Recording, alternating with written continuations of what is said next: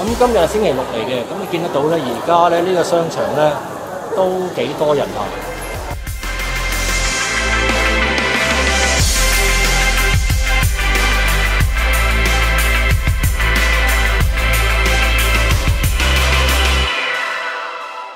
Wait, you mean the rice cooker brand? Panasonic 金蛋飯煲以 IH 技術將熱力傳送至。 Actually, Panasonic not only makes rice cookers, but also many different home appliances. Nevertheless, they still quite focusing on its imaging business. And regarding the camera, they give it an independent brand, and that is the Lumix. Panasonic indeed pays a lot of efforts in camera development, especially with the mirrorless camera. Let's talk about a bit the history of mirrorless cameras. The first mirrorless camera came in the year of 2004. It's the Epson RD1. The second one came from the very famous brand Leica, the M8, in the year of 2006. Both are rangefinder cameras and without live view function. Until the year of 2008, it came the first mirrorless camera with an electronic viewfinder and got live view functions. Since then, it seems there's no big change, and the camera is the Panasonic G1. From 2008 to 2020, Panasonic has released about 11 G series cameras. And so, how does Panasonic position this G100?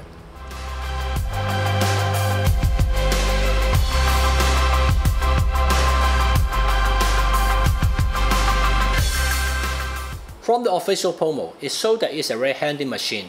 Take along with you anytime, take children's photos, take family's photos, and good for traveling. Plus, it focuses especially on selfie and vlogging. Are you looking for such a camera? See if it can suit and fit your demand. If I really want to know a camera, whether it's cheap or expensive, I will dig deep to see its potential and its limits. For sure, G100 is a hybrid camera, so I will start with photos. To understand the real quality of the photos, we start with ISO performance. I started at 800. Actually, I have tested the low ISOs, but I don't intend to show, since it must be good. From 800 to 6400, I think the performance is okay. Compared even with the APS-C cameras a few years ago, the photo with ISO 3200 and 6400 for those years seems quite noisy. But nowadays, the G100 is quite clean and really usable. Then, we try to zoom in and study, and I made a comparison with 3200 and 1600. And after zooming in, you may see that the 3200 has applied certain denoising. And after denoise, the clarity of the picture got a bit affected. Then we compare the 16400 to 3200, and you can see here the 16400 is a little bit worse. But let me remind that if you don't have this one-by-one comparison, such defects may not be easily found. And in fact, the ISO 3200 and 6400 are really usable. Then, how about the 12800? I don't think you want to use it. So, 25600. Maybe it's just for special purpose. And basically, it can't be used. I will summarize that the ISO 3200 and 6400 are quite clean and really usable. But if you want the best quality, don't exceed the ISO 1600. And after a brief test, let us take it out and try it. Although the G100 is not a high-end camera, it at least fulfills our routine and casual usage. Take scenery or portrait pictures, or children's fun moments. In fact, I think the photos are beautiful. I brought the camera to a shopping mall, of which it gets many glowing lightbox columns. I found that the contrast is okay, and the car temperatures is also accurate and pleasing. Then I tried to take a photo with a bit backlight, and the foreground details are well preserved. I also made a comparison between the JPEG and RAW photos. I always feel that the JPEG is not ideal, so I usually capture the RAW as well. I will say that RAW is of course better after tuning, but the JPEG is still quite good. The color, white balance, contrast, and skin tone are all quite close to reality. However, the light scene is quite poor. When the retro scene is really dark, the loss of details and noise levels are quite serious. People always say the Panasonic get two original scenes. One is the forward sensor, of which not only smaller than the full frame, but also smaller than the APS-C. So even don't talk about the quality difference, it at least can give you a solid depth of field, especially compared to the full frame. I also like street slaps, so I also tried with this G100. And I love to use this 25mm f1.7 lens in street shooting. Since I don't want a certain type of shadow depth of field, this 25mm can give the subject certain three-dimensional feeling and still keep a nice background. I use continuous autofocus with serial shooting. Actually, it can capture whatever moment I want. And as a handy family camera, it can live without the capabilities of filming children. Sure, children are very active. It is best to film them with serial filming function. I always think that most of the time, it is not a must to have a camera that can take 10 frames per second. Just 5 frames per second, but with accuracy and stability. I will accept that. Can this little camera capture spot type pictures? I tested with panning photos. I'm still using the previous settings with AFC and serial filming. I found that every time I press down the shutter, I can at least get 2 to 3 success photos. I think the results is not bad. Okay, it's time to see its video performance. Since the Panasonic claims this G100 is well made for vlogging, sure, we have to test its video. To really understand the quality of the video, I have a pretty easy idea, just by comparing the quality of video to the photos. First, let's see the 4K video. The 4K video's imaging method is pixel to pixel, and from the original width with a resolution of nearly 5K, making about 25% cropped into a 4K video. The picture quality of the 4K video is basically the same as the photo. 2K video is using oversampling, and actually I think the quality of the 2K video is okay. Of course, if we enlarge to compare, using the 2K video to compare it with the 4K video or with photos, and you will find that the quality of the 2K video is not so high. But I will consider that only in this one-by-one enlarging comparison, you can see the difference. However, there is a 25% crop in the 4K video, but the 2K gets full sensor width output. And if you turn on the electronic stabilize function, the 4K video will crop more. So basically for the G100, I mostly will shoot with 2K video. Then I go with the camera again to shoot some video. In most cases, I just use the auto setting to see how it works. I found that the effects of both indoor and outdoor regarding the color temperature, exposure and contrast are actually not bad. Because of the YouTube compression, you may not see the difference. In fact, there are differences between the 2K and 4K videos of this G100. It is true that the 4K video is really more beautiful than the 2K. But let me repeat, the 2K video is actually good enough. But if you really want to shoot a more beautiful and layered video, use 4K. Then let's try to examine the video quality. Again, we started from the ISO performance. The ISO 200, 400, 800 are all good. And up to 1600 is still good, but 3200 is quite noisy. The noise at 6400 is quite obvious, and this performance is quite similar to the photos. Because it gets vlog, so I try to test the ISO performance of vlog as well. Again, I started from 800. The lower ISO should be okay without a doubt. At 1600, we see little noise. If you are familiar with log gamma, once noise is appeared, you may try to overexpose a bit and then see if there is any improvement. Let's add one more stop at ISO 1600. Yes, it's good and much cleaner. At ISO 3200, you can see that there is actually a lot of noise. Pushing up one stop has improved a lot. Push up two stops, you can see it's really a bit better. But I think it's enough to just overexpose by one stop. Going to ISO 6400, you can see that the noise is obvious. One stop over. And when it is over by two stops, you will find that the noise is gone. Someone may ask if it is really better to overexpose a bit for log gamma. And I use this experiment to tell you, yes, richer the exposure, fewer the noise. Then, the only one thing you have to consider, once you are using the ISO 16400 and if you want to reduce the noise and you try to overexpose it by two stops, then the highlight will be gone. How should we do?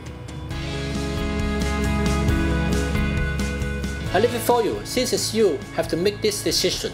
Do you want to keep the highlight or do you want a much cleaner picture? I don't have a unique answer since the filming situations keep changing. So you have to decide. But once if you are shooting with log gamma and you find noise at certain ISO, you may try to improve it by overexpose 1 to 2 stops. In theory, or actually I have said before, by shooting log gamma your picture will appear a bit better than the Red 709. But in the following comparison, I found two characteristics from the G100. The first one is the bending problem is not serious from its V-log. You may see that in those large area of pure colors, like the car body, there is no bending problem. The second is the Red 709 gamma is quite beautiful even compared with the V-log. However, there are certain situations that shooting V-log may not be a good idea.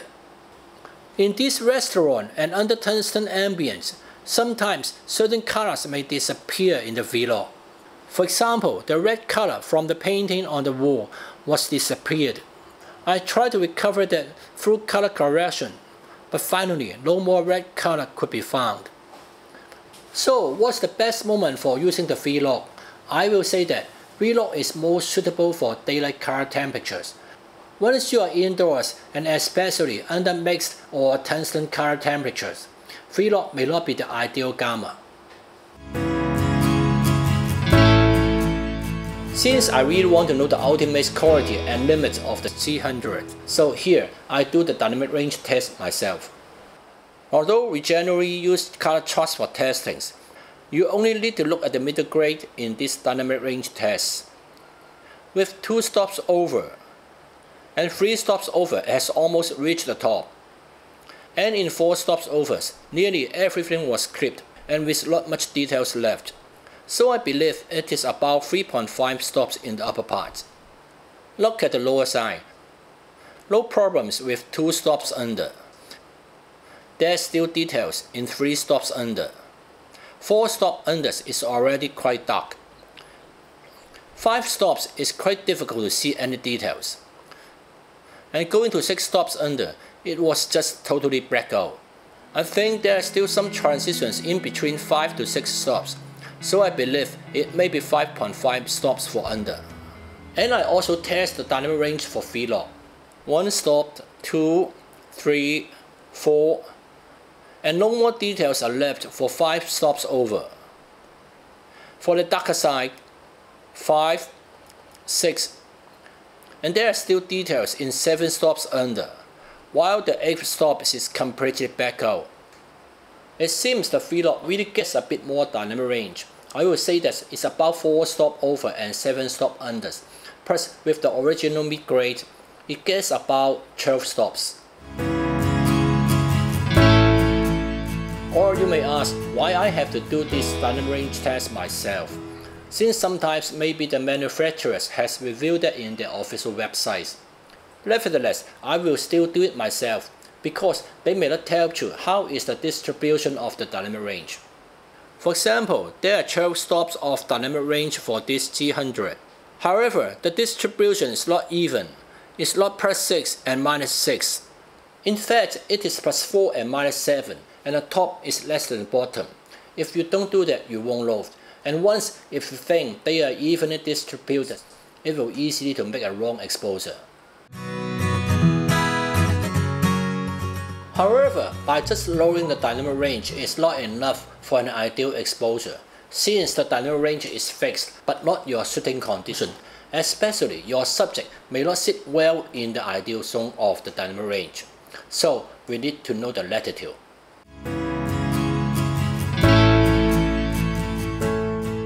Again, we just look at the middle grade. The other colors are just for reference. The photo seems to get 4 stops over latitude, but the video only gets 3. For the underexposure, you can still recover by 4 stops under in photo, though it is quite noisy. The video seems can only go to 3 stops under, and the noise is very much.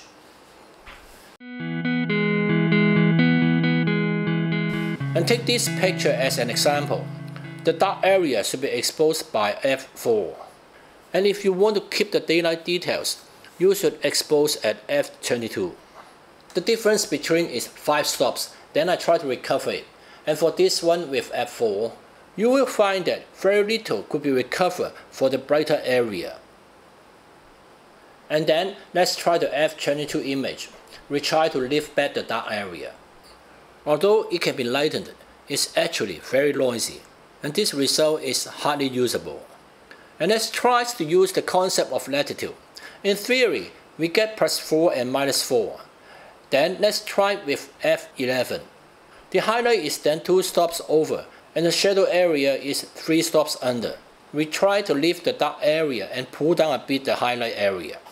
It is possible to achieve a relatively balanced picture in terms of contrast. But I think this effect is not very ideal, since I think a picture should get a bit of contrast, so I will adjust to this effect. By the way, even if the image is adjusted to this effect, it has to be achieved by using f11 aperture. By using the concept of latitude, you may then obtain the best data in order to achieve this result. Back to the video part. Is it really with 3 stops over and 3 stops under? The same as photo, less could be recovered for this f4 image. And for the f22 image, though the shadow area could be pushed back, it is just light and rubbish. And even for this f11 image, after pushing up, the effect is awkward and not as good as the photo. After this actual test, I will amend that the latitude of video should be just 2 stops over and 2 stops under. For overexposure, 1 stop, 2 stops, and seems still okay for 3 stops, but totally wash out for 4 stops. For underexposure, the shadow part could be lifted up to 3 stops under, but the noise is serious, and go to 4 stops under. You may lift it up, but the image is terrible. It is estimated at about 3 stops over and 3 stops under. However, is the actual situation really like that? Look at this f4 image. Not much could be recovered from the highlight area. The shadow part could be lifted in the f22 image, but I think it's quite difficult to use. Then we come to the f11 image, and after lifting, it seems it's better than the f22 image, but it's still difficult to use. Both the noise and color are really terrible. What does it prove? It told that the vlog has already given you 2 more stops of dynamic range, and since log gamma is quite noisy biased. Plus, the G100 is not a high-end machine, so lifting the shadow area from vlog may be worse than the red 709 gamma. So I suggest for this G100, if you shoot with vlog gamma, don't try to recover the underexposure area with heavy effort. 咁我就揀咗個室內嘅地方試下先咯。咁我揀呢個商場。咁呢個商場咧，佢嘅特別咧就係咧，好多呢啲發光嘅柱嘅其實係。咁我哋就可以睇下佢如果有更多發光嘅柱咧，你就可以睇下佢個曝光情況咧會係點樣樣。咁我而家咧都開咗呢個防手震嘅，咁就基本嘅啫，唔係太犀利，因為我唔想佢 crop 得太厲害。咁呢一度主要都係試下佢個室內嗰個色溫啦，自動色溫啦，室內嗰個光圈啦，嗰個動態範圍比例啦。哇！呢間嘢好似好多人。其實呢啲 grip 我覺得方便，即係你揸住佢咧，你好容易就可以 switch 個前後拍。喺度做咩先？唔知錄乜鬼喎？呢部機咁輕咧，其實係啱好，即係我覺得我嚟拍 vlog 咧，你就女仔揸都好咧，佢唔會太攰，可以係。嗱，加海尾鋪幾靚。所以我好中意嚟到街市影嘢，即係如果你話 snap 街拍嘅話咧，街市係好多嘅唔同嘅元素啊，好靚嘅嘢俾你影。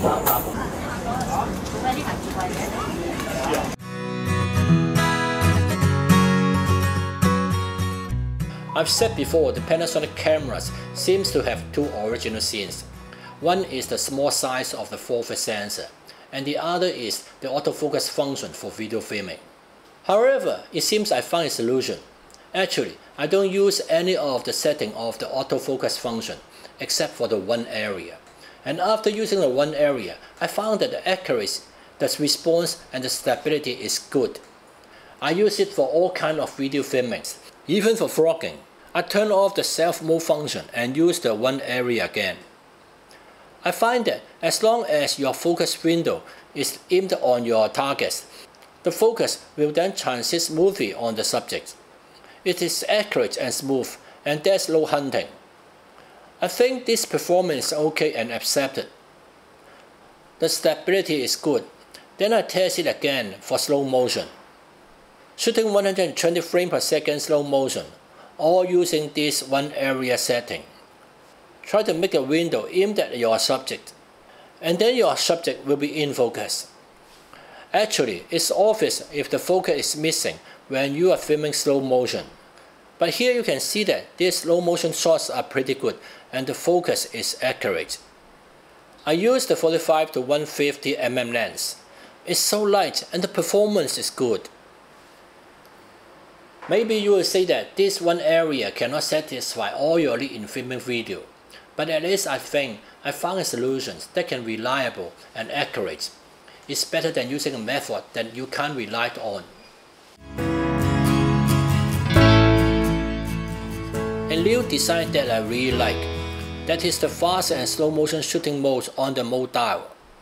As I revealed before in the episode of GH5S, I have to custom set the slow motion shooting as C3 on the mode dial. But now with this G100, you don't need to set it yourself. You can just turn to it with the mode dial. And then you can shoot up to Full HD 120 frames per second. In fact, the effect is very impressive. I use AFC to follow this lovely girl. The focus is never missing all the way. I am really satisfied with this result.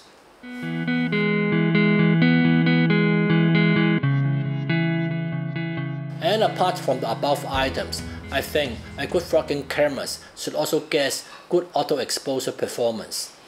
That is to say, if the camera can auto expose but changing with step by step, the result is hardly be used. I shoot these images with AFC. On the one hand, I test again the autofocus. At the same time, I utilize the multi-point average metering mode, and you can see that the exposure is changing smoothly and naturally.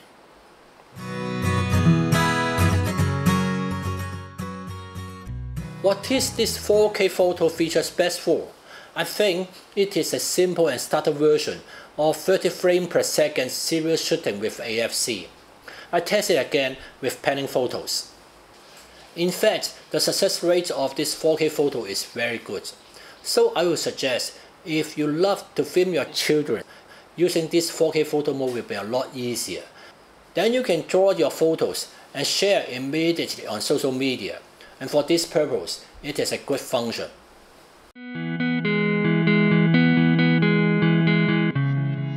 In addition, let's talk about the tripod grip. Even when it is attached on the camera, it will not hinder the replacement of the battery or the SD card. You can buy it with the kit set. But if you want to save this money, okay, maybe you can try with this. This small tripod costs only about US $10. In fact, the effect is not much different. Of course, it lacks the original remote function. But same as the tripod grip, it will not hinder the replacement of battery and SD card. Or, I still have another suggestion, that you may buy a low-cost gimbal. A gimbal for mirrorless camera, such as this Latitude G6 Plus. It is just a bit more money than the tripod grip, but it can then achieve true mechanic stabilization. Finally, would I suggest this G100 to you? Of course, it is not a high-end camera, but it is a very handy and compact camera that's good for daily or traveling filming, especially good for vlogging. When I took it out for street laps or children's slow motions, I brought along with the 25mm, 45 to 150mm lenses, together with the tripod grip. It's still very handy and portable. In addition, I want to praise another two functions of the G100. The first one is the built-in microphone. I tried, and actually, I think the result is not bad. Of course, it's never as good as a clip mic, but there is a benefit that the entire setup could be not so cumbersome than with an external mic. The second point is, for the convenience of vlogging, there is a red frame on the LCD display when it is recording. Actually, it is a very good design, and I think maybe all the cameras should impose such similar function.